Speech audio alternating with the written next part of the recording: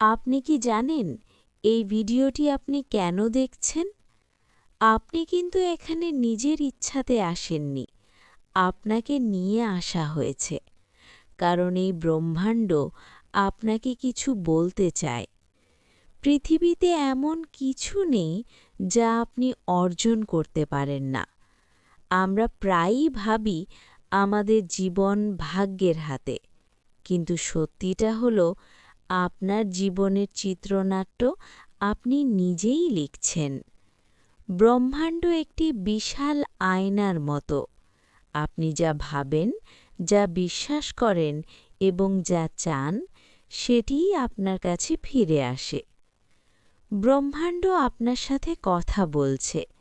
প্রতিটি ছোট ঘটনা, আপনার মনের হঠাৎ জেগে ওঠা কোনো ইচ্ছা বা বারবার দেখা কোনো সংখ্যা, সবই সংকেত।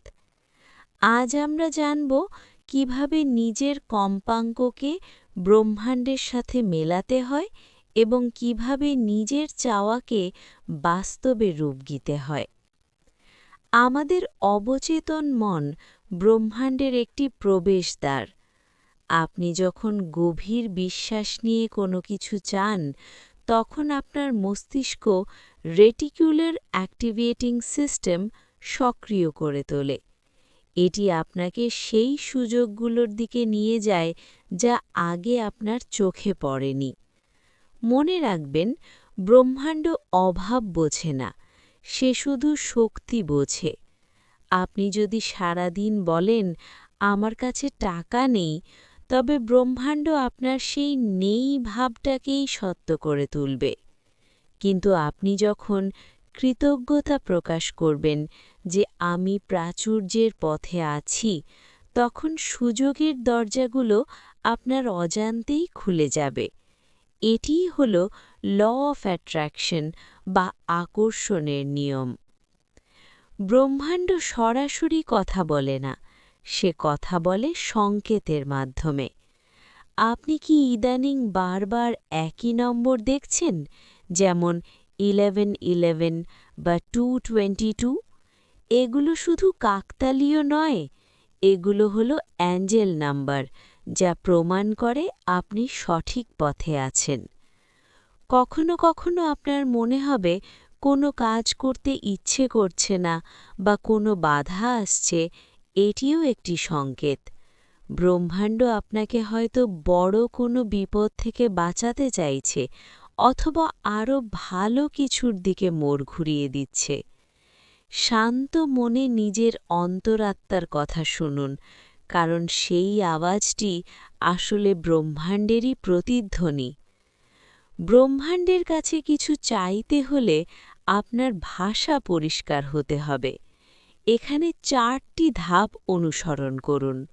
স্পষ্টতা, অর্থাৎ আপনি ঠিক কী চান তা নির্দিষ্ট করুন।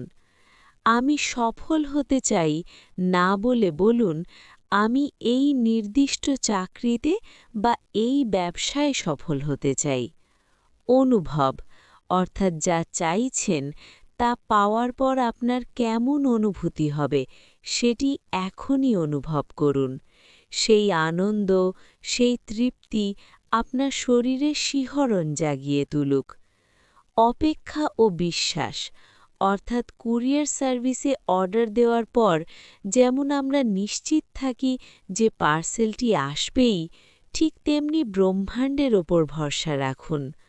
কবে হবে, কিভাবে হবে, এই দুশ্চিন্তা আপনার চাওয়াকে দূরে সরিয়ে দেয়। কাজ, অর্থাৎ শুধু ঘরে বসে থাকলে হবে না। ব্রহ্মাণ্ড যখন সুযোগের দরজা দেখাবে, তখন আপনাকে সেই দরজা দিয়ে ভেতরে ঢোকার সাহস দেখাতে হবে। অনেকে প্রশ্ন করেন, আমি তো অনেক চেয়েছি, কিন্তু পেলাম না কেন? এর উত্তর হল আপনার ভেতরের ভয় ও সন্দেহ। আপনি যদি মুখে বলেন, আমি ধনী হতে চাই, কিন্তু মনে মনে ভাবেন, আমি তো এর যোগ্য নই, তবে আপনার চাওয়া পূর্ণ হবে না। আপনার ভেতরের নেতিবাচক কথাগুলোকে দূর করুন। প্রতিদিন সকালে উঠে আয়নার সামনে দাঁড়িয়ে বলুন, আমি প্রস্তুত, আমি যোগ্য এবং ব্রহ্মাণ্ড আমাকে সেরাটাই দিচ্ছে। আপনার কম্পাঙ্ক যত উঁচুতে থাকবে তত দ্রুত আপনার ইচ্ছা পূর্ণ হবে। বন্ধুরা, এই ব্রহ্মাণ্ড আপনার শত্রু নয়, সে আপনার পরম বন্ধু।